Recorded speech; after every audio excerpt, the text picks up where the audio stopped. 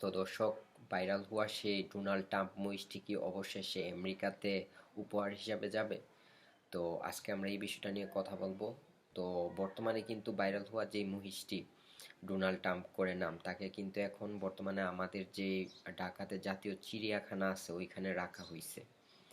তো তার সেফটির জন্য রাখা হয়েছে। আমাদের যে স্বরাষ্ট্রমন্ত্রী সালাউদ্দিন আহমেদ, সে কিন্তু এটা মহিষটি কিন্তু সেল হয়ে গেছিল, দেন এটা কুরবানি দিল।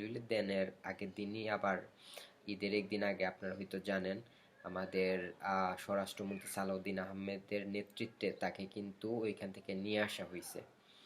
তো প্রথমে কথা হয়েছিল যে এটাকে ফার্মের যে মালিক, কি ফার্ম জানি ছিল, হ্যাঁ এগ্রু না কি ফার্ম জানি ছিল, তো ওইখানে দেওয়ার কথা ছিল। তো ওইখানে দেওয়া হয় নাই। পরবর্তীতে আমরা আবার জানতে পারি যে তাকে আবার আমাদের ঢাকা যে চিড়িয়াখানা আছে বা জাদুঘর ওইখানে রাখা হয়েছে। তো এখন দর্শনার্থী বা পর্যটকরা ওইখানে যাবে এবং তাকে দেখবে। তো এটা বলা যায় যে অনেকে বলতেছে তাকে নাকি উপহার হিসেবে ডোনাল্ড ট্রাম্পকে দেওয়া হবে বা আমেরিকাতে দেওয়া হবে। তো বিষয়টা এটা না, তাকে দেওয়া হবে না, এটা ওইখানেই রাখা হবে। দেন পর্যটকরা যাবে, দেন দেখবে ওইখানে। আর অনেকে বলতেছে যে আমেরিকা থেকে মনে হয় কোনো পণ্য আসছে, এই জন্য সরকারিভাবে তাকে নিয়ে আসা হয়েছে এখানে। তো বিষয়টা এটা না, আমেরিকা থেকে কোনো পণ্য আসে নাই বা কল আসে নাই, বা আমেরিকার যে দূতাবাস আছে বাংলাদেশে এগুলা থেকে কোনো খবর যায় নাই। তো এটা আমাদের স্বরাষ্ট্রমন্ত্রী এবং আমাদের যে প্রধানমন্ত্রী তারেক রহমান, ওনাদের নেতৃত্বে হয়েছে। কারণ এর আগে কিন্তু একটা নিউজ হয়েছিল ডোনাল্ড ট্রাম্পকে নিয়ে। তো ইরানের একটা মিডিয়াতে বা ইরানের যে মিলিটারি বাহিনী আছে ওরা কিন্তু একটা পোস্ট দিছিল, একটা ফানি পোস্ট দিছিল ডোনাল্ড ট্রাম্পকে নিয়ে। তো এই বিষয়টা বিবেচনা করে আমাদের স্বরাষ্ট্রমন্ত্রী এবং প্রধানমন্ত্রী, তো এরকম ঝামেলা হইতে পারে যদি এটাকে জবাই বা কুরবানি দেওয়া হয়। আর পশ্চিমারা যারা ইউরোপিয়ান বা বলেন বা আমেরিকান বলেন, তো আমেরিকাকে আমি পশ্চিমান বলতেছি না, তো যদি কুরবানিটা হয় ওরা কিন্তু আমাদের কুরবানির বিরুদ্ধে, মানে পরিপন্থী যেটাকে বলে। তো এখানে ওরা বিষয়টাকে অন্যভাবে নেবে এবং ডোনাল্ড ট্রাম্পকে তো আপনারা চিনেনই।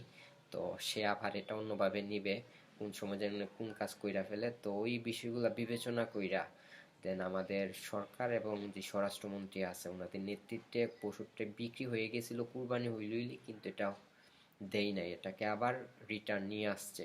তো এটা এগ্রো ফার্ম বা যেটাই বলেন ওইটাতে প্রেরণ করা হয় নাই, এটাকে ডিরেক্টলি সরাসরি আমাদের যে জাদুঘর আছে ওইটাতে বর্তমানে রাখা হয়েছে।